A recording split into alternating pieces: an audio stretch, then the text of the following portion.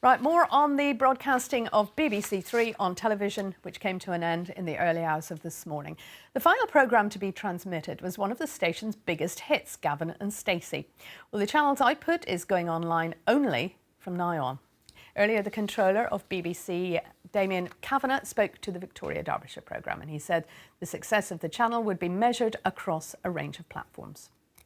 We're looking across TV, we're looking across iPlayer, we're looking across social media networks, and that's where the audiences are. And the reason we're doing this with BBC Three, a really big part behind it is we realise that audiences, there's a lot of people who aren't coming to BBC television on a weekly basis in our demographic, and 16 to 34-year-olds, and we're now going to make content and new forms of content and put them onto the social media networks where they are. So, this is a real attempt to kind of fish where the fish were, as it were. I totally get that, but the BBC Trust who approved the plan said this: the closure of the broadcast channel and the reduction in programme budget is being halved to £30 million will make it more difficult for the BBC to reach those aged 16 to 34. So you've got to accept that some young people will be lost to the BBC.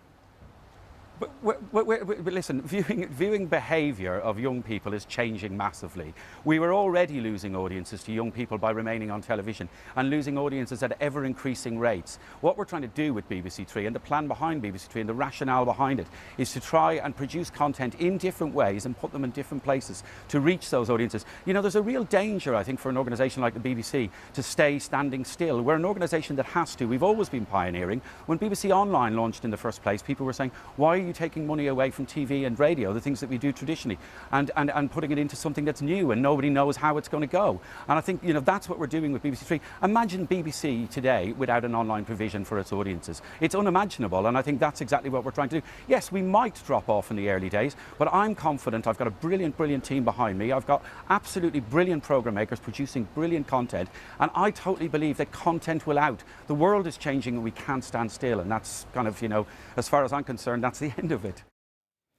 Well, joining me is the media commentator Steve Hewlett of BBC Radio 4's Media Show. First of all, what do you make of it? Well, look, first of all, the thing to say, the BBC is full of creative people, and by and large they do good things when they have a chance to. That's the lesson of BBC Three in its history. It started off as a channel really based around EastEnders repeats and football, with some original content, and it grew in the course of its 13, 14 years to have a substantial reputation for serving young audiences, comedy, Little Britain, Gavin and Stacey, you name it. So I've no doubt that what the BBC are now doing will lead to some really interesting things happening. That said, this is a decision that came straight from financial necessity. It wasn't a decision that they wished to make. They wouldn't have done this if they'd had any other choice, and so they've done it in order to save money. And as is traditional at the BBC, what starts off as the best of a bad job, the needs-must solution, is turning into the thing we always wanted to do. So, as is traditional, it's now really about the future. So look, make the best of a bad job. It has a future-facing point to it, but I'll just say one thing. There is one operation in existence amongst numerous others, which unquestionably has a youth audience. It's called Vice. The BBC is desperately worrying about how it is that Vice communicates with these viewers and the BBC doesn't. And Vice up to now has been online only. What is Vice trying to do? Desperately trying to find carriage on traditional TV channels. So it's going the other way. Correct. We've got lots of questions for you. Are you ready? Putting you in the hot seat. John O'Reed on Twitter. Could the BBC cut the budget further for BBC Three if it doesn't perform well online? Well, theoretically, of course they could. Will they? I think it's highly unlikely, because remember, they've already got a bit of a problem, which is they've taken the content budget from 90 million to less than 30 million, or thereabouts. So it's somewhere between a cut of a half and 2/3. This is already, the young people are already a massively underserved audience in terms of the amount of BBC that they consume. They have to pay licence fees, etc., etc., etc. So they're underserved. So if it doesn't perform online, I think it may be more likely of fire the people running it and hire some new ones, make it work better, make it succeed. It's very unlikely, I would say, that the BBC would get quickly to the point of cutting more resource from it, because, look, politically, there's already an embarrassment. They've cut what they're spending on young people by 2/3. By the way, there's another strategic play in the works, which is that it's perfectly plausible that BBC Three and Radio 1 will end up being merged in a youth service. You heard it here, but that's quite likely. We'll hold you to it. A text from Dan Revel. Does this move to online for BBC Three mean that other channels might follow, specifically, and he's talking about us, the BBC News Channel? Well, again, strategically, the BBC thinks, and Tony Hall's going to make a big speech about this at some point in Easter time, we think.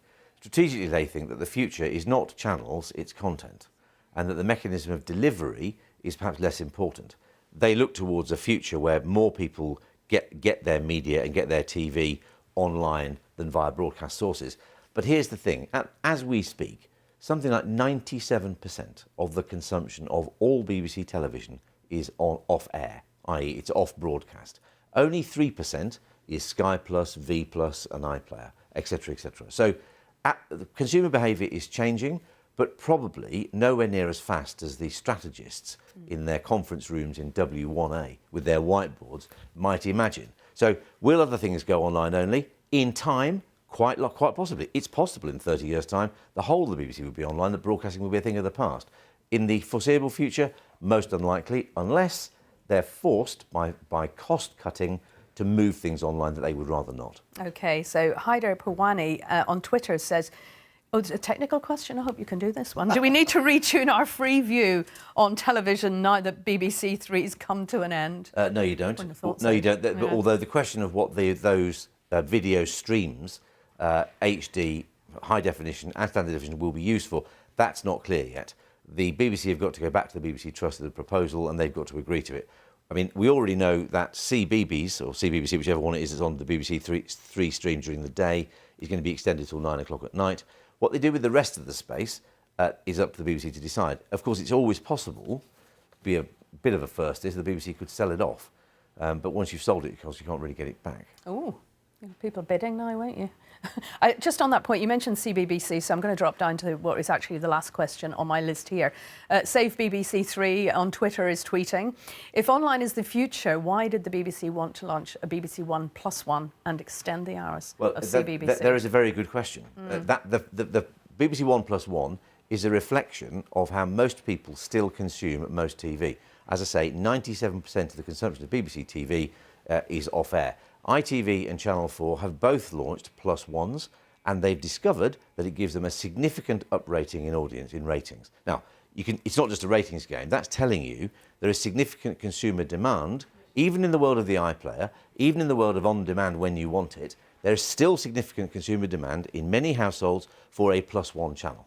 So ITV and Channel 4 have found that people used it quite a lot. The BBC wished to follow suit with BBC One.